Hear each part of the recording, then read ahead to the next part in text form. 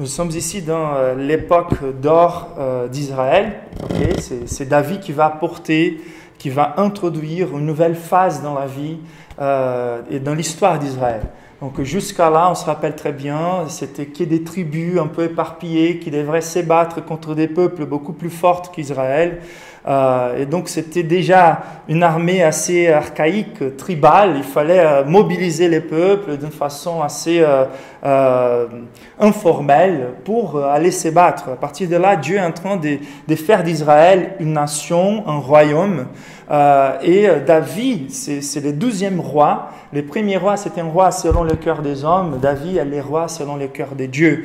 Et dans ces contextes-là, Dieu va bénir David, qui Dieu a levé, va faire de David un grand vainqueur militaire, et va établir Israël, comme les versets nous dit, en donnant à Israël du repos, après avoir délivré Israël de tous les ennemis qui l'entouraient. Donc c'est une phase qui fait d'Israël la nation, la plus grande nation de l'Asie occidentale et ces mondes anciens qui concernaient cette région. Donc Israël devient une puissance militaire et commerciale. Donc David n'avait pas que des puissances militaires, mais une puissance politique et aussi commerciale. Et David, au-delà des améliorations militaires et politiques, il a apporté une espèce de développement religieux sans précédent. Donc jusqu'à là, les tabernacles, donc on allait à l'église de façon très simple, Dieu qui est un pèlerin avec nous, qui va voyager avec nous dans des tentes, par toute simplicité, traversant les déserts, et quand même Dieu était là. Mais ce qui est très intéressant dans ces textes, c'est le fait que David maintenant va présenter à Dieu les désirs de construire les temples. Et donc, c'est très, très étonnant de considérer le fait que cet homme-là, le roi David, qui avait déjà beaucoup fait pour Israël, arrive à ce moment à lancer les projets de temple devant l'Éternel.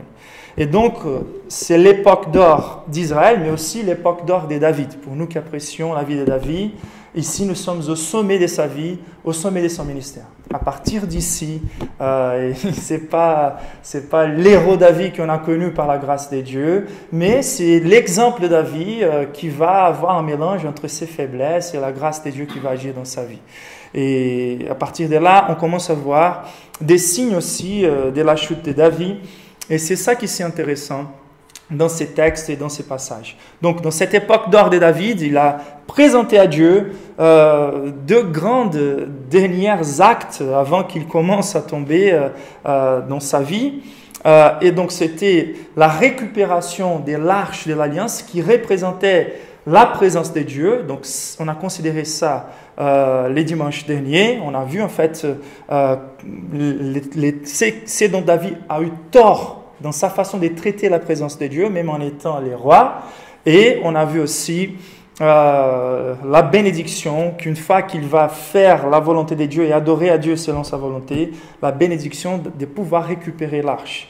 Mais après avoir récupéré l'arche, il a voulu que Dieu, en fait, il ait une place, une fois qu'Israël est établi et stable, que l'arche de l'Alliance ait aussi une place établie et stable.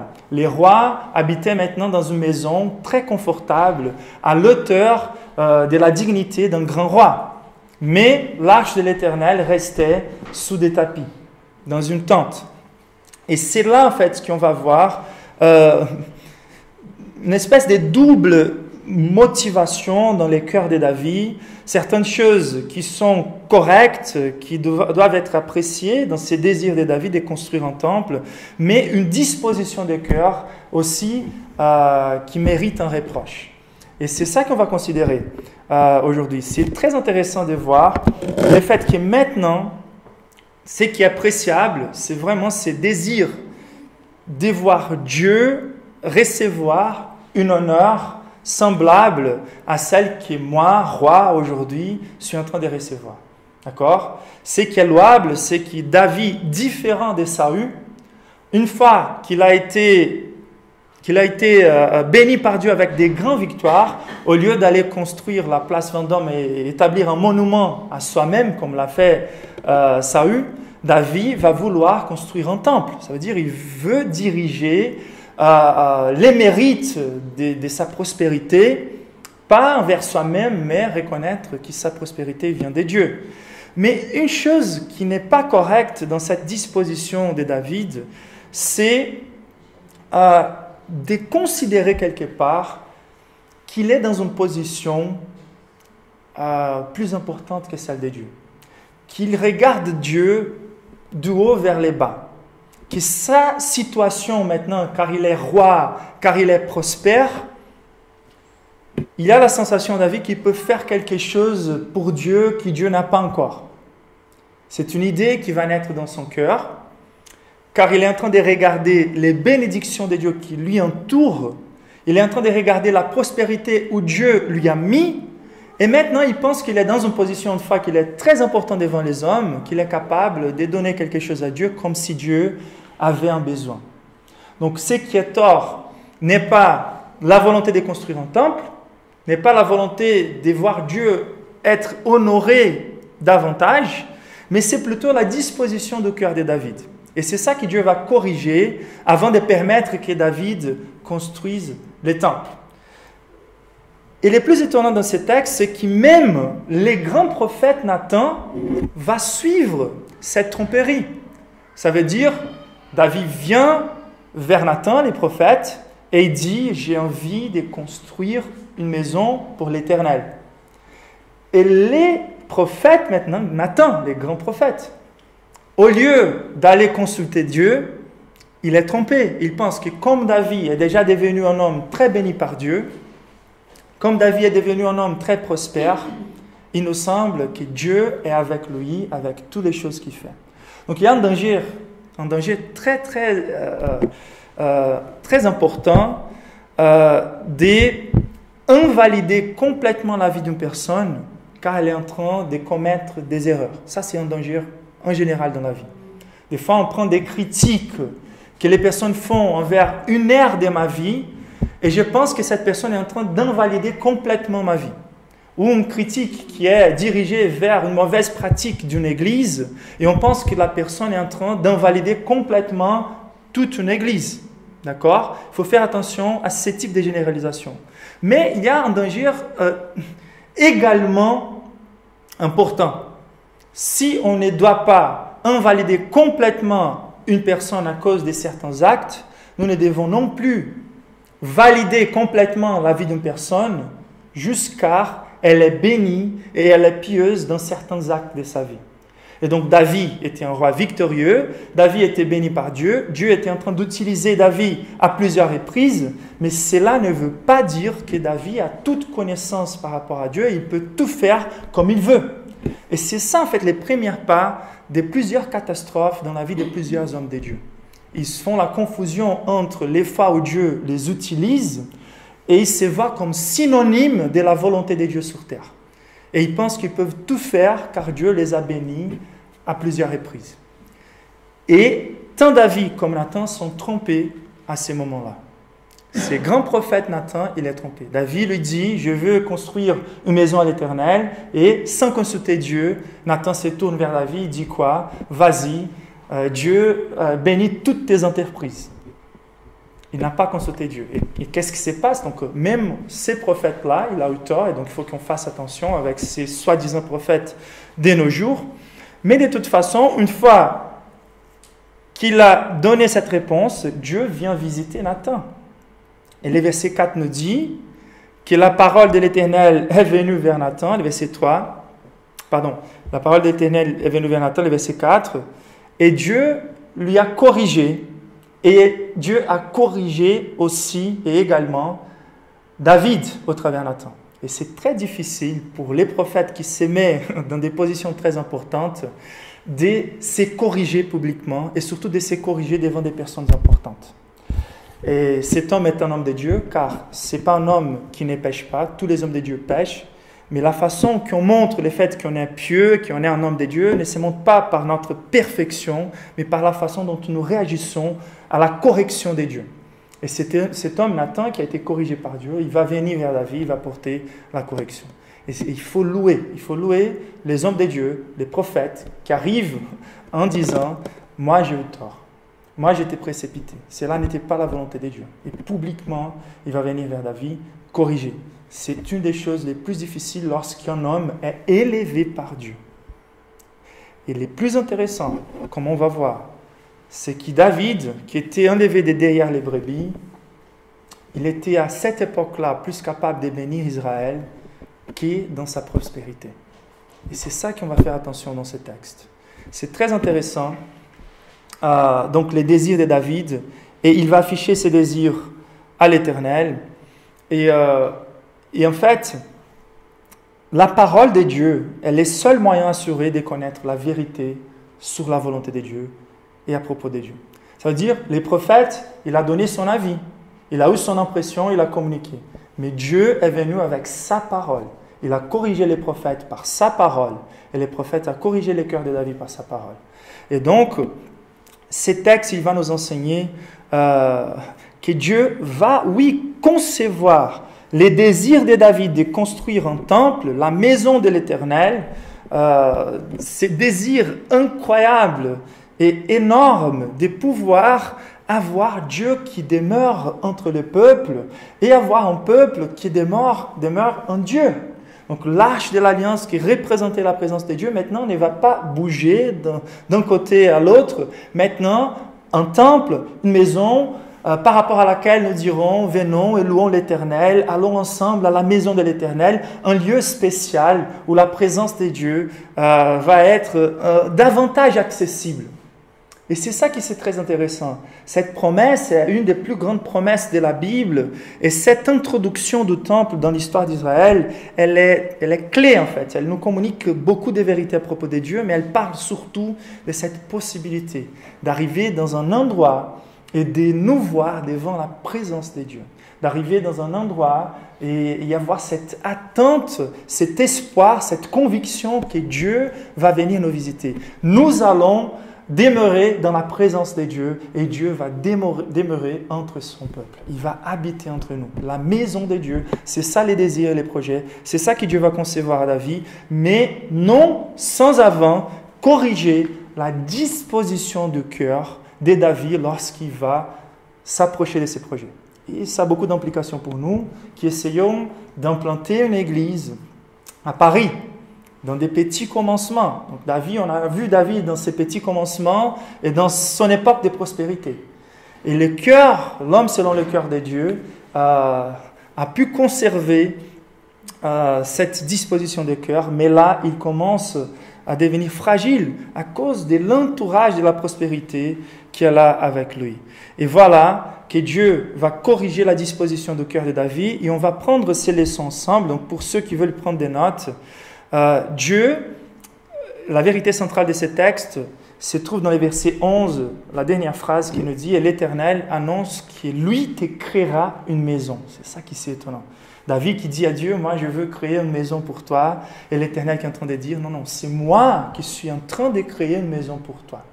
C'est moi qui suis en train de créer une maison pour la famille, la dynastie, la descendance de David qui va culminer dans le Christ et qui va faire de nous des pierres vivantes, des êtres humains, l'habitation des dieux.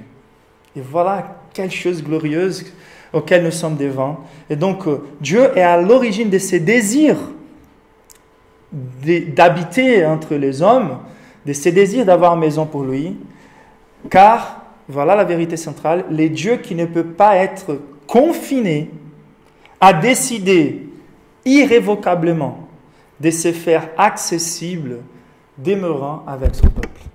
Les dieux qui ne peut pas être confiné. Les dieux qui n'a pas de limites. Il a décidé, il a établi une alliance avec David en promettant qu'il serait avec son peuple. Et donc, avant de permettre que cette œuvre se réalise, Dieu va corriger par sa parole la disposition du cœur de David.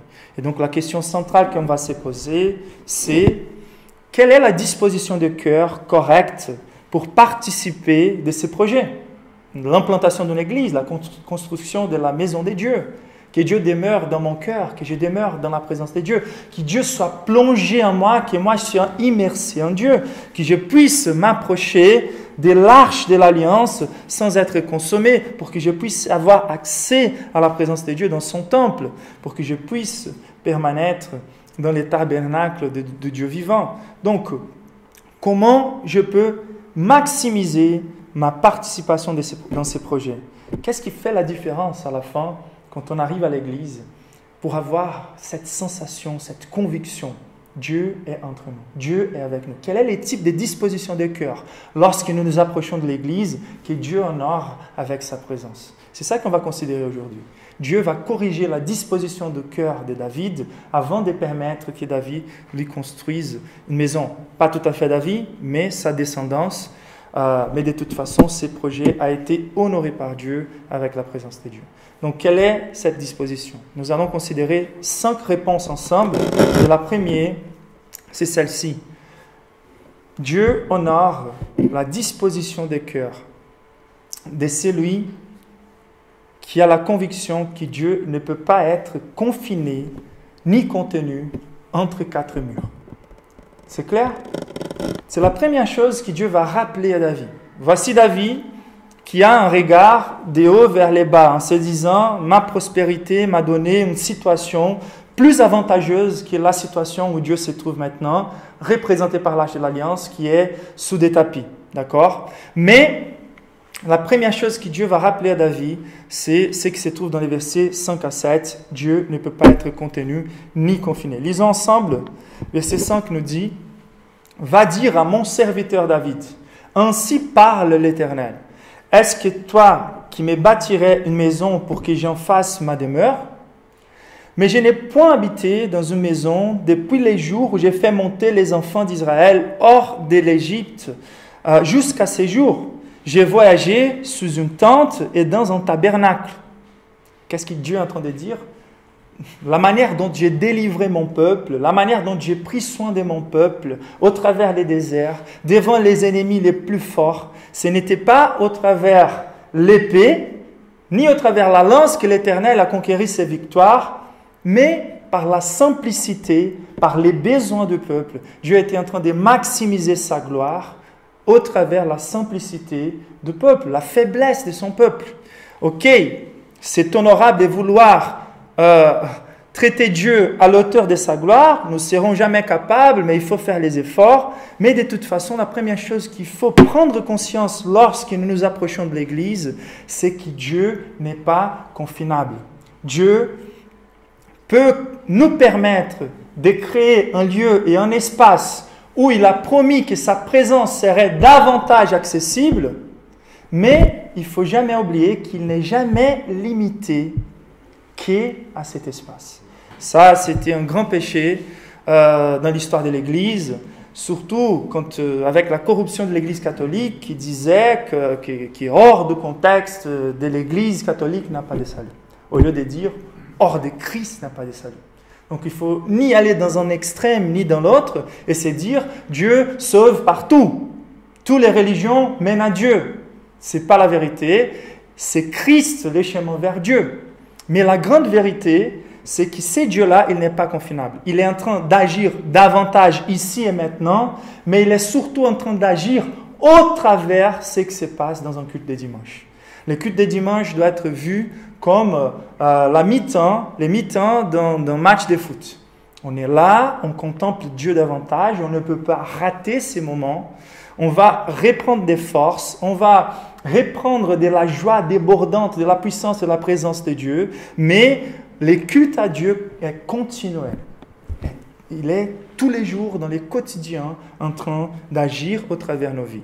Donc, si je ne suis pas en train de fructifier à l'extérieur, ça peut être que je ne sois pas en train de reprendre des forces nécessaires aujourd'hui dans ces lieux que Dieu a appelés sa maison ou son temple. Et donc, ce qui devrait toucher notre cœur, c'est d'avoir un sens des privilèges, un sens de transcendance, un sens des joies en fait. Quand nous venons dans un lieu comme celui-ci, c'est de nous rappeler, comme Ésaïe 66 nous dit, quand il a dit à son peuple, par la bouche d'Ésaïe, il dit « Les ciels est mon trône et la terre mon marchepied. Quelle maison pourriez-vous me bâtir ?» C'est ça qui est étonnant. C'est ça qui devrait éclater notre cœur de joie.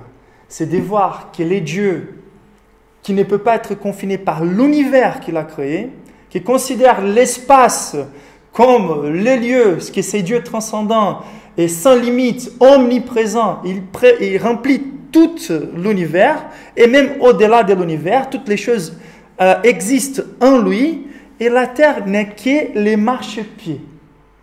La terre n'est que son marchepied. Ça veut dire c'est les lieux les moins, à cause du péché des êtres humains, les moins purs auxquels Dieu touche.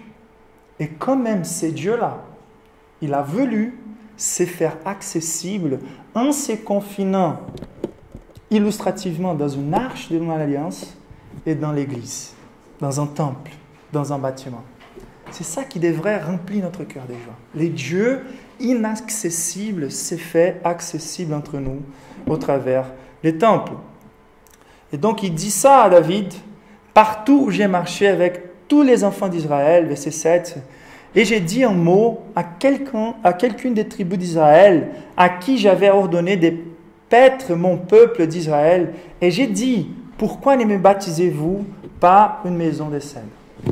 La chose qu'on doit garder lorsque nous venons à l'église, c'est que nous ne sommes pas en train de venir ici pour donner quelque chose à Dieu. Car c'est un privilège pour Dieu d'avoir ma présence dans ces lieux. Je vais à l'église car c'est très important pour Dieu que moi je sois présent. La chose qui devrait nous faire sortir de la maison, c'est la hâte de rencontrer Dieu à ces lieux. Les dieux transcendants. Les dieux qui ne peuvent pas être contenus par l'univers. Il s'est fait accessible par sa grâce. Le privilège n'est pas à David, le privilège est à l'Éternel. Il faut qu'on fasse attention car il y a plusieurs manières de vouloir confiner Dieu par la religion.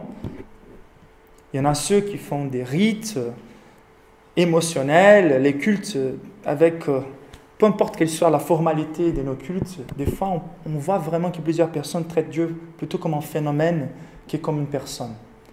On essaye de domestiquer quelque part Dieu par la façon dont on essaye de jouer avec Dieu. Et on pense que nous avons les moyens déjà pour que Dieu rende sa faveur envers ma vie. Ça peut se passer par l'émotionnalisme, ça peut se passer par l'émotionnalisme qui des fois utilise l'excuse de l'irspiritualité. Il y a des églises qui se disent plus spirituelles que d'autres, et ça va être plutôt par l'émotionnalisme qu'on va essayer de toucher les phénomènes Dieu et de manipuler les phénomènes Dieu. Dans un autre sens, il y a ceux qui sont ce qu'on appelle le légalisme, qui pensent qu'avec, en ajoutant chaque fois plus des règles que Dieu n'a jamais exigées, on est en train quelque part de contrôler l'œuvre de Dieu dans la vie d'une personne. Et nous sommes par là en train de limiter les surprises que Dieu peut nous apporter. Les surprises comme par exemple la façon dont un berger qui n'a jamais touché à une épée ni à une armure est capable de venir vers un géant Goliath et de les détruire. Donc il faut qu'on soit ouvert à sortir de cette boîte que nous créons. L'essentiel, Dieu nous a révélé clairement, il ne faut jamais fuir, on a vu ça le dimanche dernier, mais une fois qu'on considère l'essentiel, il faut qu'on soit attentif pour la façon variée dont Dieu manifeste sa gloire.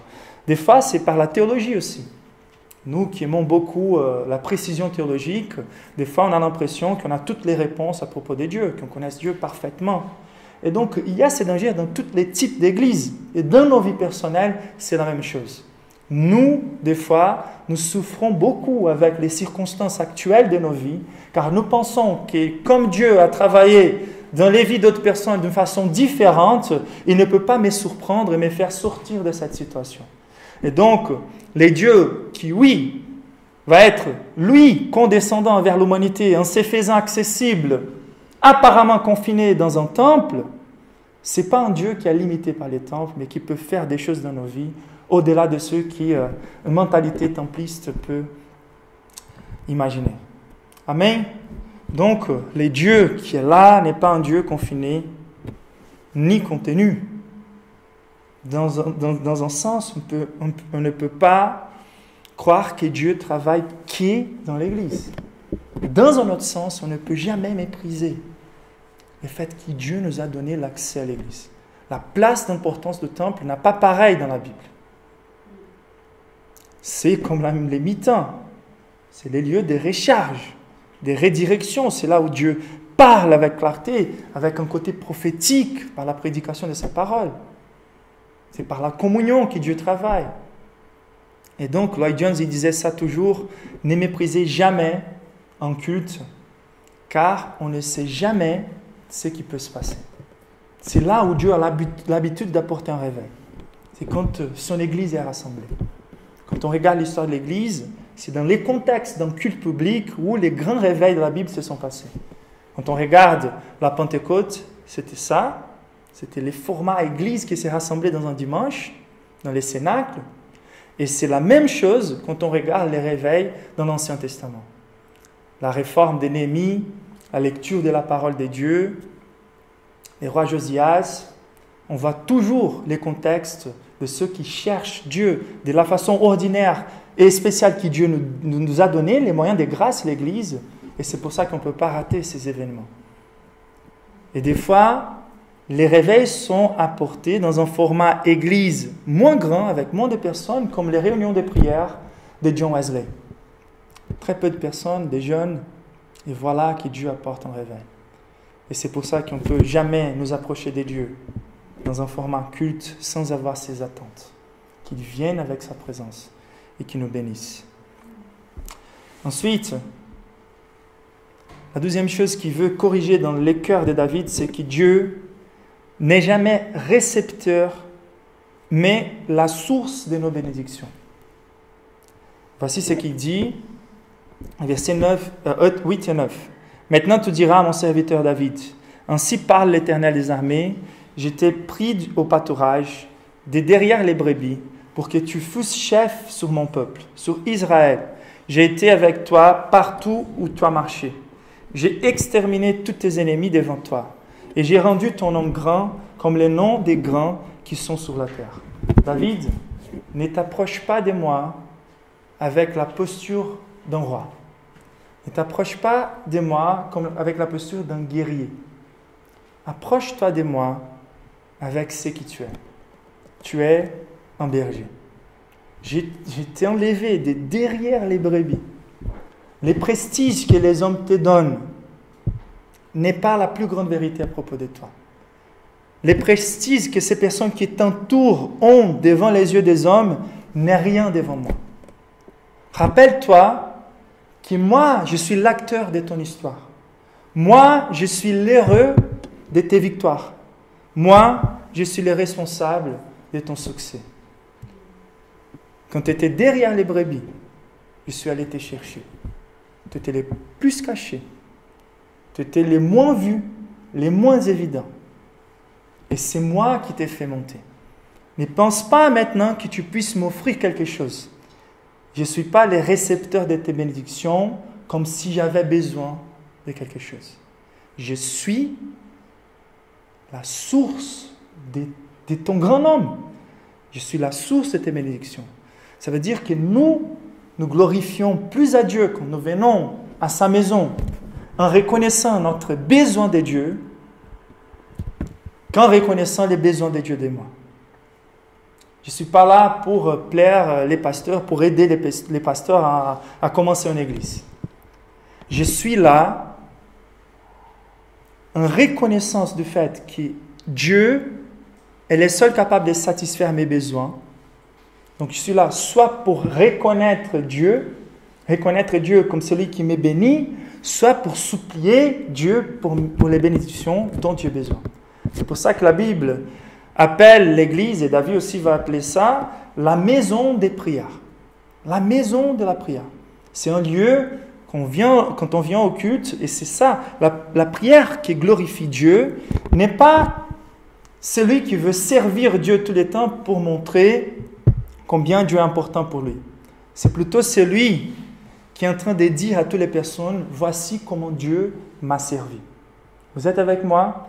Dieu est glorifié quand notre besoin contre la vérité sur notre misère est affiché aux personnes. C'est ça qui donne l'espoir. Dieu m'a béni malgré moi-même. Dieu m'a amené jusqu'ici malgré moi-même, malgré ma faiblesse, malgré ma petitesse. Et ça touche directement cette vue de David envers Dieu, plus ou moins de façon condescendante. Et ça change complètement la disposition de cœur de ceux qui veulent servir à l'Église. C'est merveilleux. C'est impossible même de ne pas servir le Seigneur une fois qu'on a été béni par lui.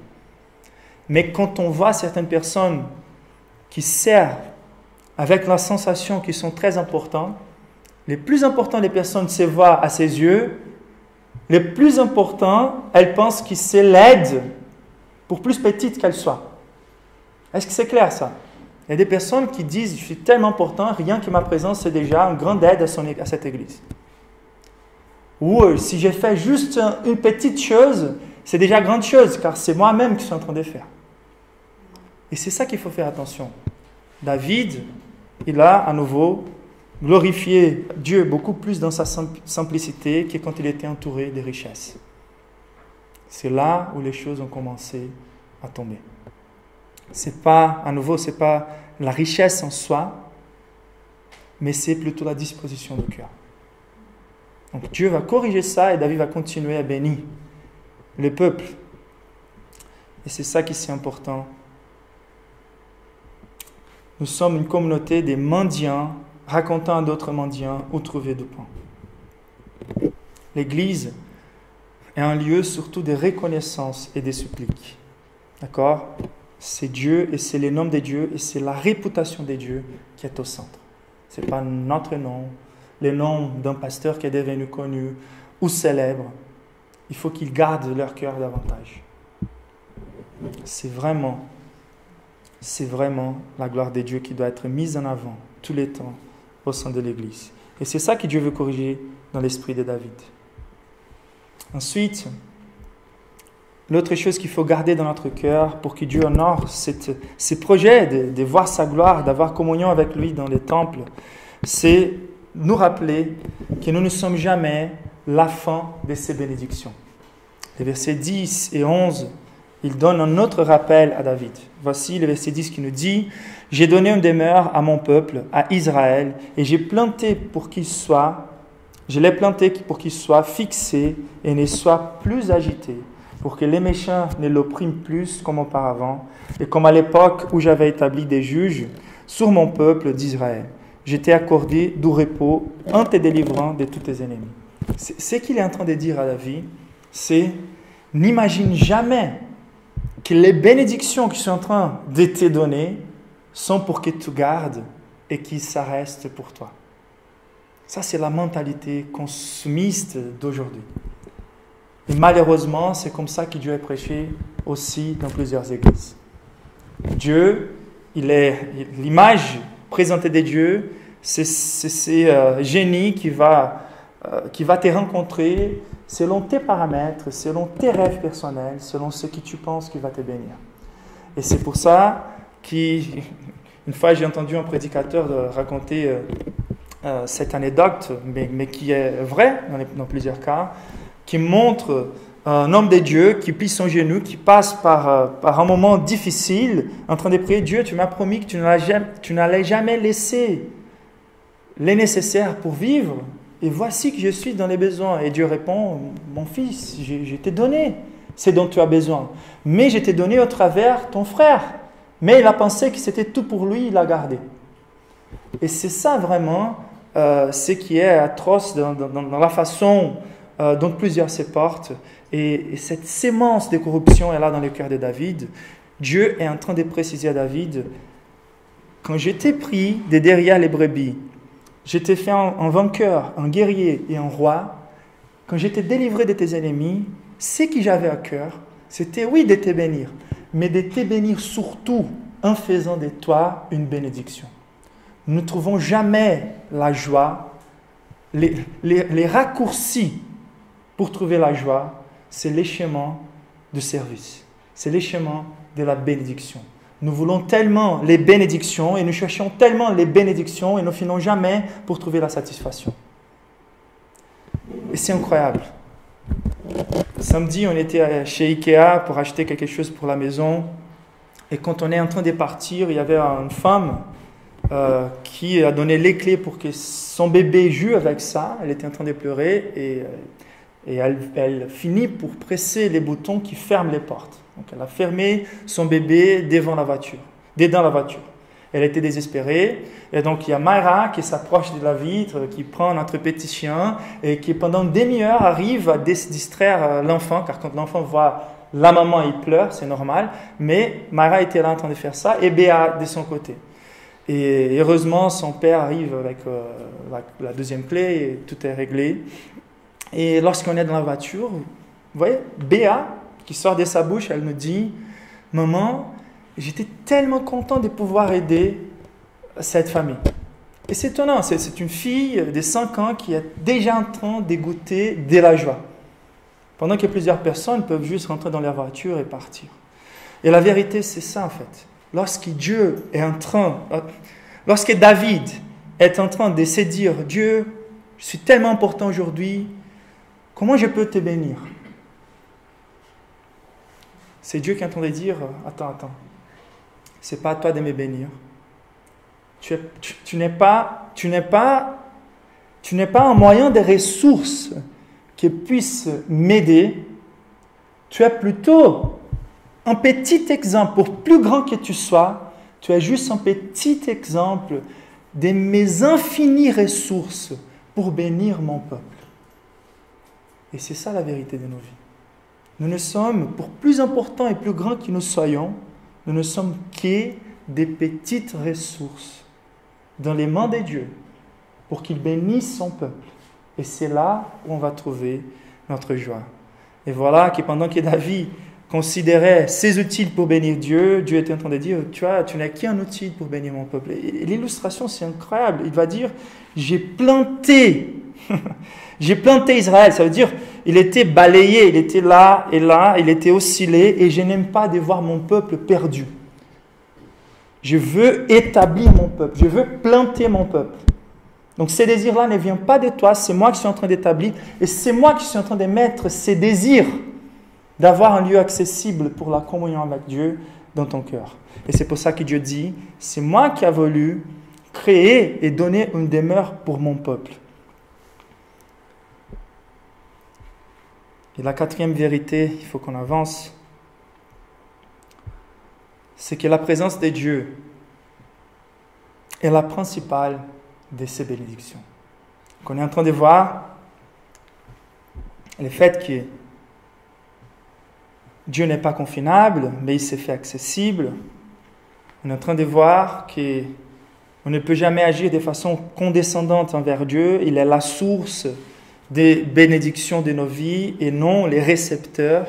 Et donc, c'est bien de lui louer et c'est bien de lui servir et de lui honorer par reconnaissance. Et une reconnaissance proportionnelle, ce sont les paramètres bibliques. Ce n'est pas tort que David a voulu et s'est senti gêné par le fait, moi j'habite dans une maison, moi je suis en train de prospérer, moi toute seule, plus que les projets de l'Église. Il faut qu'on soit gêné comme David. Quand on voit que Dieu est en train de nous entourer de richesses, on voit la misère dont les églises sont en train de traverser, les besoins. Ça devrait être gênant. C'est pour ça que David a commencé ça. Ça, c'est correct dans la disposition de David. Il faut qu'on soit toujours proportionnel. C'est ça que la Bible nous dit. C'est que chacun donne selon ce qu'il a reçu. Okay? En même temps, ça ne veut pas dire que c'est la quantité qui honore Dieu. Vous êtes avec moi. C'est la proportion qui honore Dieu. Ce n'est pas la quantité, c'est la proportion. Vous êtes avec moi. En reconnaissance. D'accord? Quand je suis engagé dans les services pour la gloire de Dieu, c'est la proportion et pas la quantité. Car même avec très peu, même en étant un berger, il était capable de glorifier Dieu. De faire un bien beaucoup plus grand pour Israël par la chute de Goliath que par ses désirs encore personnels, de construire le temple. Bien sûr, le temple va être une plus grande bénédiction, mais pour l'instant, c'est ça à la disposition de son cœur. Donc on est en train de voir ça, et on est en train de voir en fait que l'Église est ce lieu où nous venons pour reconnaître nos besoins, notre misère, et le fait que Dieu est la seule source de nos bénédictions. Ok? Et donc, c'est bien d'arriver à l'Église. Si vous êtes là à cause de ça, vous passez par des moments difficiles, c'est pas grave, c'est pas tort de venir et de supplier Dieu. C'est la maison des prières pour qu'il vienne. Il est la source, il sera glorifié s'il vient à la rencontre de vos besoins. Mais au centre du temple, c'est la présence de Dieu qui est la principale de ces bénédictions. La présence de Dieu, c'est la grande promesse de Dieu au peuple d'Israël. C'est la plus grande promesse de Dieu de la Bible. Ce que Dieu est en train de faire au-delà de la vie, au travers de la vie de David, c'est de construire une habitation pour lui dans la vie de son peuple. Lisons ensemble les versets 11 à 17. « Et l'Éternel t'annonce qu'il te créera une maison. » Étonnant. David qui voulait créer une maison pour Dieu, et maintenant il écoute, c'est moi qui suis en train de te créer une maison. Verset 12. « Quand tes jours seront accomplis et que tu seras couché avec tes pères, j'élèverai ta postérité après toi et celui qui sera sorti de tes entrailles, et j'affermirai son règne.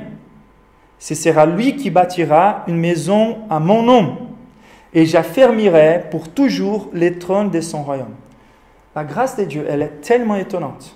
C'est ça qu'on va voir maintenant. Que ces fils-là, cet enfant de David, va être l'enfant de sa dernière épouse. On voit, ce n'est pas le modèle biblique de Dieu, mais la grâce de Dieu est là. C'est Salomon, le fils de la femme d'Urias, avec qui David avait adultéré, Bathséba. Ok. Et voilà la grâce de Dieu qui va mettre la maison de David dans cette dynastie. Donc ce n'est pas David lui-même qui va bâtir cette maison, c'est son fils. Verset 14. « Je serai pour lui un père et il sera pour moi un fils. S'il fait le mal, je les châtierai avec la verge des hommes et avec les coups des enfants des hommes. Mais ma grâce, voilà la grâce de Dieu qui est au centre de cette alliance que Dieu a établie avec nous. Mais ma grâce ne se retirera point de lui, comme je l'ai retiré de Saül. La racine de David ne sera jamais coupée. » Voilà le langage de l'alliance. « Que j'ai rejeté devant toi. » Verset 16. « Ta maison et ton règne seront pour toujours assurés. Ton trône sera pour toujours affermi. » Nathan rapporta à David toutes ces paroles et toute cette vision. Au centre de ces textes, nous sommes devant les sommets de ces textes. Il y a Dieu qui va reprendre les principales promesses de la Bible et qui va rétablir les langages d'alliance. Il est en train d'établir une nouvelle alliance perpétuelle envers David. Qu'est-ce que cette alliance a au centre?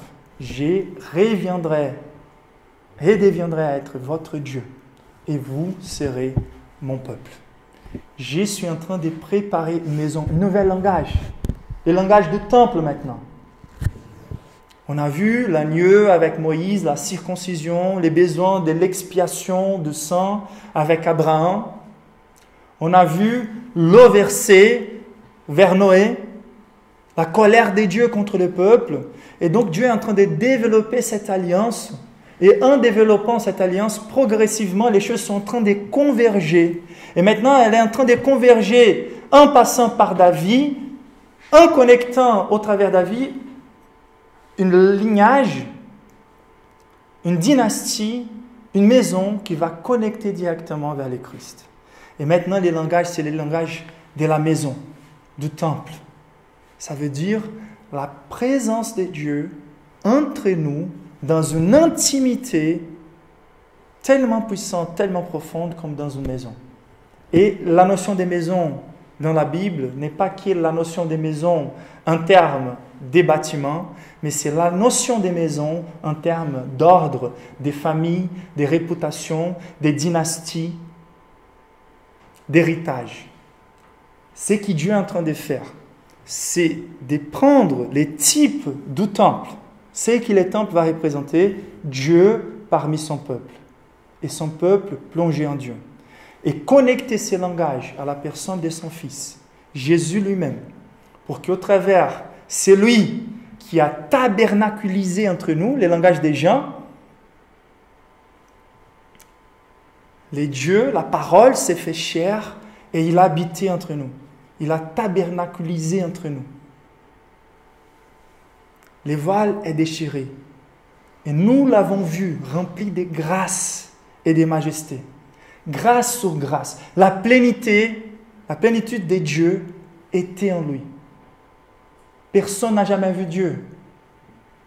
Mais voilà, Dieu le Fils, qui est venu au travers la maison de David. Jésus, fils de David, aie miséricorde de moi, suppliait cet aveugle. Et voici que nous voyons cette promesse, cette alliance, et je ne sais pas comment exprimer en fait, comment exprimer les dieux qui n'est pas confinable, a décidé de se faire présent, de se confiner au travers d'une arche, au travers un temple, l'Église, mais surtout au travers son Fils. Et à partir de là, les langages que la Bible utilise pour nous décrire, nous sommes des pierres vivantes au travers lesquelles Dieu forme un bâtiment pour son habitation. C'est incroyable.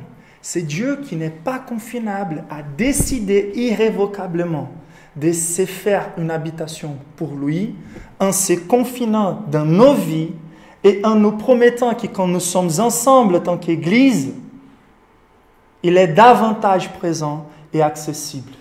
Et il s'est fait présent au travers de nos rassemblements. C'est glorieux, c'est incroyable. Alléluia. C'est énorme.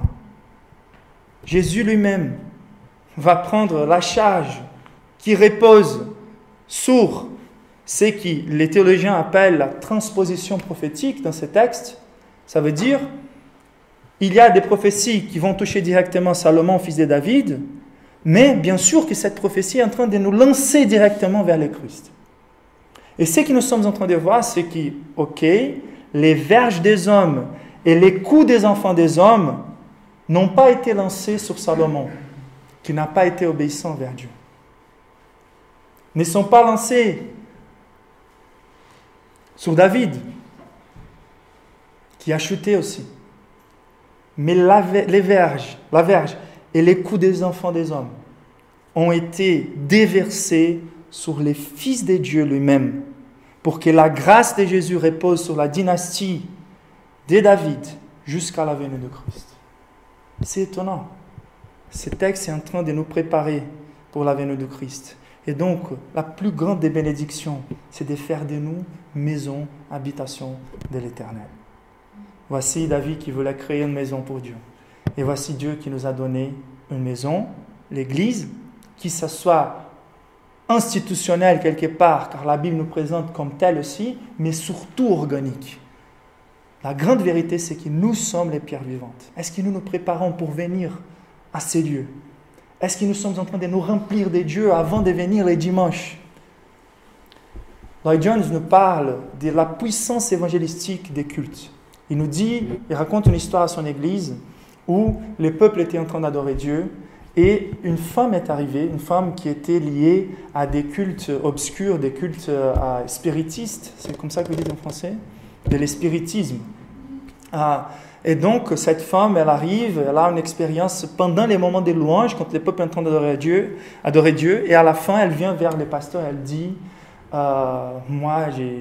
après, en longtemps, elle dit, moi, je me suis convertie les jours quand j'ai rentré dans cette église, et je ne me rappelle même pas trop de la prédication, mais j'ai senti le même poids d'une présence surnaturelle que j'avais senti dans les rituels que je faisais mais la différence, c'est que c'était un esprit pur.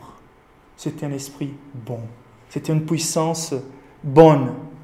Et voilà l'importance de nos rassemblements. C'est ça que David affiche comme en étant son plus grand désir. Quand on regarde ces psaumes, c'est incroyable. Les psaumes de David qui nous parlent du plaisir qu'il prenait dans la maison de Dieu et comment il ne voulait pas rater, comment il voulait habiter dans la présence de Dieu. Je vais vous mentionner quelques versets.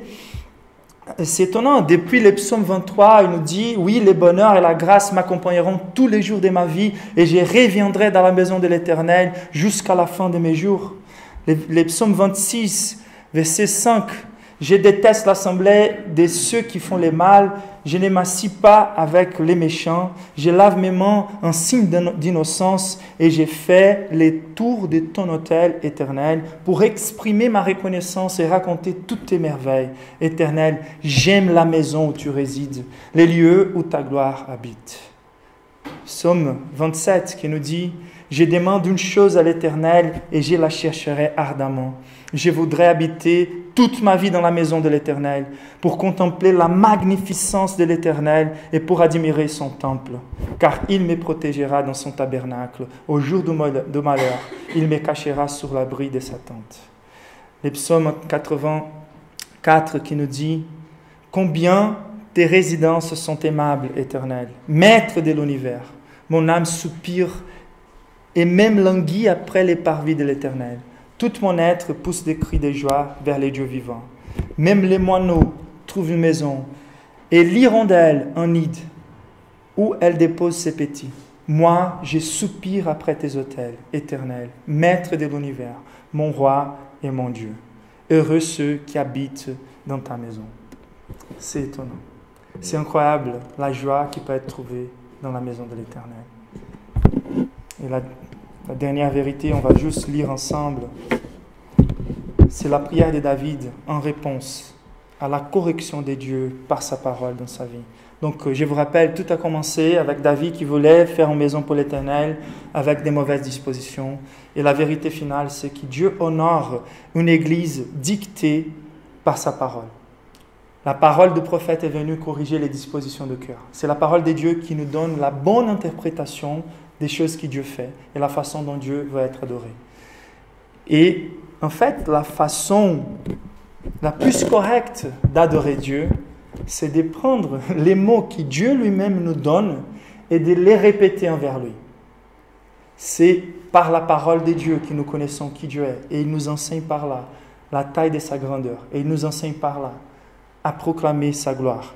Et c'est pour ça que la parole de Dieu doit remplir nos louanges, nos prédications, nos conseils, nos prières. C'est la parole de Dieu qui doit être au centre. Et voici, nous allons lire cette prière spontanée de David envers Dieu, mais quand on regarde bien, il nous semble qu'il est juste en train de répéter les choses qu'il vient d'écouter du prophète. Et c'est ça qui est étonnant. La maison de Dieu, c'est un lieu d'adoration à Dieu selon les paroles de Dieu lui-même. C'est le dernier point et on va juste lire ensemble avant de prier. Versets 18 à 29, je vous invite à lire avec beaucoup d'attention.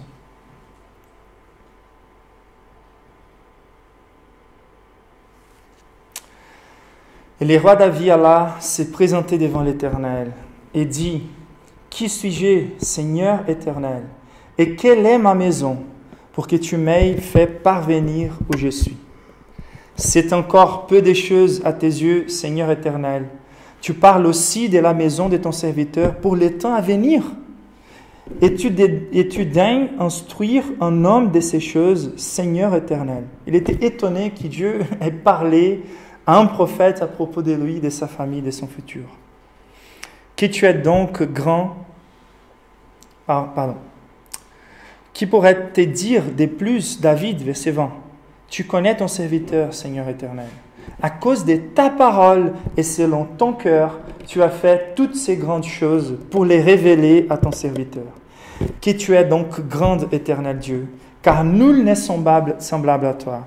Et il n'y a point d'autre Dieu que toi, d'après toutes ces que nous avons entendues de nos oreilles. Est-il sur la terre une seule nation qui soit comme ton peuple, comme Israël, que Dieu est venu racheter pour informer son peuple? pour se faire un homme et pour accomplir en sa faveur, en faveur de ton pays, des miracles et des prodiges, en chassant devant ton peuple que tu as racheté d'Égypte, des nations et leur Dieu. Tu as affermi ton peuple d'Israël pour qu'il fût ton peuple à toujours. Et toi, Éternel, tu es devenu son Dieu. Maintenant, Éternel Dieu, fais subsister jusqu'à dans l'éternité la parole que tu as prononcée sur ton serviteur et sur ta maison, sur sa maison, et agis selon ta parole. Que ton nom soit à jamais glorifié, et que l'on dise l'Éternel des armées, elle est Dieu d'Israël, et que la maison de ton serviteur David soit affermie devant toi. Car toi-même, Éternel des armées, Dieu d'Israël, tu t'es révélé à ton serviteur, en disant, je te fonderai une maison. C'est pourquoi ton serviteur a pris courage pour t'adresser cette prière. Maintenant, Seigneur éternel, tu es Dieu, et tes paroles sont vérité. Et tu as annoncé cette grâce à ton serviteur. Veuille donc bénir la maison de ton serviteur, afin qu'elle subsiste à toujours devant toi. Car c'est toi, Seigneur éternel, qui as parlé, et par ta bénédiction, la maison de ton serviteur sera bénie éternellement. C'est glorieux. C'est un homme qui est en train de répéter les paroles de Dieu envers Dieu. Et par là, il est en train de glorifier Dieu. Lèvons-nous pour prier. Le Dieu qui ne peut pas être confiné a décidé irrévocablement d'habiter dans vos âmes, dans votre cœur, en faisant de vous sa demeure, pour qu'ensemble nous devenions la grande habitation de Dieu. Que nous nous rappelons toujours quand nous venons à l'église que Dieu ne peut pas être confiné, que Dieu n'est jamais le récepteur mais la source de nos bénédictions, que les bénédictions de Dieu ne finissent jamais avec nous, que la présence de Dieu est la principale de ces bénédictions et que la parole de Dieu doit dicter notre façon de lui adorer.